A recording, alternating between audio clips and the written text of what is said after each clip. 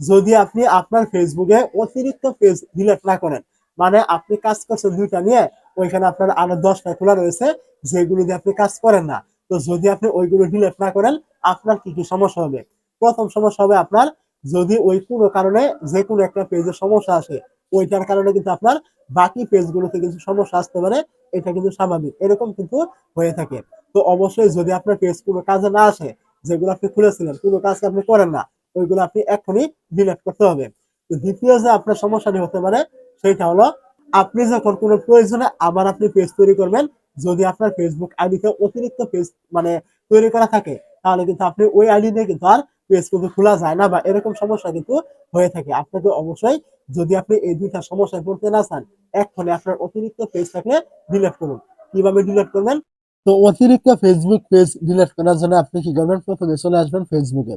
তো এইখানে চলে আসার পর আপনি যে পেজটা ডিলিট করবেন ওইটা আপনি এখানে সুইচ করে নেবেন। নেওয়ার পরে এখান থেকে আপনি উপরে দেখবেন এরকম থ্রি ডট আইকন থাকবে। আপনি এই জায়গায় ক্লিক করবেন। তারপর আপনি এখান থেকে দেখতে পাবেন সেটিং আইকন। আপনি এই জায়গায় ক্লিক করবেন। তো এখানে ক্লিক করে দেওয়ার পর আপনি এখান থেকে নিচে চলে আসবেন। একদম নিচে চলে আসবেন। নিচে আসার পরে এখান থেকে আপনি দেখতে পাবেন অ্যাক্সেস এন্ড কন্ট্রোল নামে একটা অপশন থাকবে। আপনি এইখানে ক্লিক করবেন। এইখানে ক্লিক করে দেওয়ার পরে এখান থেকে দেখবেন এই যে ডিলিট পেজ, আপনি এখানে ক্লিক করে এটা সিলেক্ট করবেন। তো এখানে সিলেক্ট করে দেওয়ার পরে এখান থেকে দেখবেন নিচে রয়েছে আপনার কন্টিনিউ, আপনি এখানে ক্লিক করবেন। তারপর আপনার এখান থেকে দেখতে পাবেন আবার কন্টিনিউ, আপনি এই জায়গায় ক্লিক করবেন।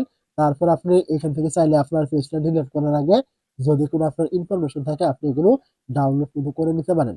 তো দরকার না হলে আপনি এখান থেকে নিচে দেখতে পাবেন এই যে কন্টিনিউ, আপনি এখানে আবার ক্লিক করবেন। তারপর আপনি এখান থেকে যে আইডির আন্ডারে আপনার পেজটি আপনি খুলেছেন ওই আইডির পাসওয়ার্ডটা কিন্তু আপনাকে এখানে দিতে হবে। আমি এখানে আবারও বলছি, আপনার যে আইডির আন্ডারে আপনি পেজটা খুলেছিলেন ঠিক ওই আইডির পাসওয়ার্ডটা আপনি এখানে দিবেন এবং এখান থেকে কন্টিনিউ এই জায়গায় ক্লিক করবেন।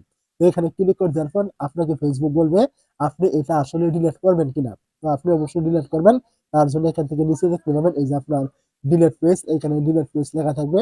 আপনি এইখানে ক্লিক করবেন। এইখানে ক্লিক করে দেওয়ার পর কিছুক্ষণ লোড নিয়ে কিন্তু আপনার এইখান থেকে পেজটা কিন্তু ডিলিট হবে, এবং কি আপনার এই পেজটা ডিলিট হয়েছে আপনার যে আইডি দিয়ে আপনি পেজটা খুলেছিলেন এখানে কিন্তু আপনি আবারও চলে আসবেন। মানে আপনার পেজটা কিন্তু এখন ডিলিট কিন্তু হয়ে গিয়েছে।